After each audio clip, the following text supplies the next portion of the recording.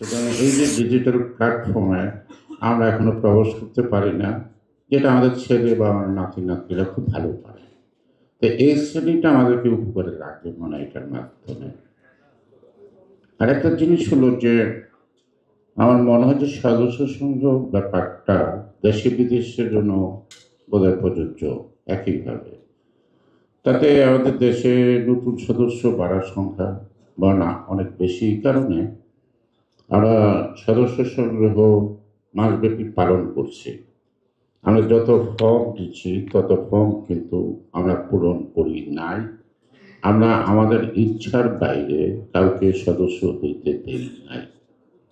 যদি ওয়েবসাইটের মাধ্যমে সদস্য হতে পারে তাহলে আমার মনে হয় খুব অল্প সময়ের মধ্যে বিএনপি দেশের অভ্যন্তরে কমপক্ষে 4 কোটি সদস্য বৃদ্ধি পাবে। কারণ আমরা এই সদস্যপদ দেই এই কারণে যে এই সদস্যরাই বোধহয় ভোট দিবে কমিটি বানানোতে। তাহলে সেইভাবে যার কাছে ফর্ম গেছে তার মতো সে ফর্ম বিতরণ করছে, অন্যকে ফর্ম বিতরণ করতে তাই না। এটা কিন্তু এই অভিযোগটা বোধহয় আমার একার না, এই অভিযোগটা আপনারা সবাই কাছে আছে।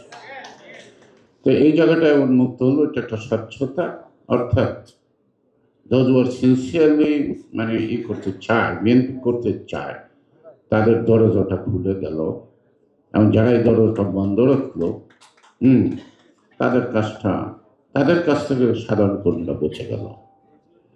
দ্বিতীয়ত হলো যে বিদেশ টানা তৃতীয়বার অর্জন করেছে দেশের সেরা সুপার ব্র্যান্ড স্বীকৃতি বসুন্ধরা টিস্যু থেকে সদস্য সংগ্রহ, ঠিক আছে, আমাদের দরকার আছে। বিদেশে আমাদের অনেক সমর্থক যে আছে এটা আমরা বুঝি, যেহেতু বিদেশিরা আবার ভোটারও হয়েছে, তাহলে এই সদস্য সংগ্রহের মধ্য দিয়েও আমরা একটা অনুমান করতে পারবো যে বিদেশে আমাদের কত সমর্থক আছে, কত ভোটার আছে, এবং সার্বিকভাবে বিদেশে কতটি ভোটার নির্বাচন কমিশনে নিবন্ধিত হলো সেটার সাথে আমরা একটা তুলনামূলক বিশ্লেষণ করতে পারবো যে আমাদের ওখানের ভোটের ক্যাম্পিংয়ের মধ্য দিয়ে সেই ভোটটাকে সংগ্রহ করার ক্ষেত্রে। আর একটি যে জাহির সাহেব যেটা বলছে সেটা থাকবে, যে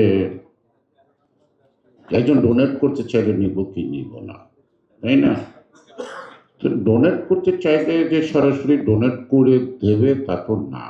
যে ডোনেশন যদি ভালো অঙ্কের দেয় সে নিশ্চয়ই এটার সাথে যারা অপারেশনে থাকবে তাদের সাথে আগে একটু হাই হ্যালো করে নেবে, তারাই ডিসাইড করতে পারবে যে তার ডোনেশনটা আমি নিব কি নিব না।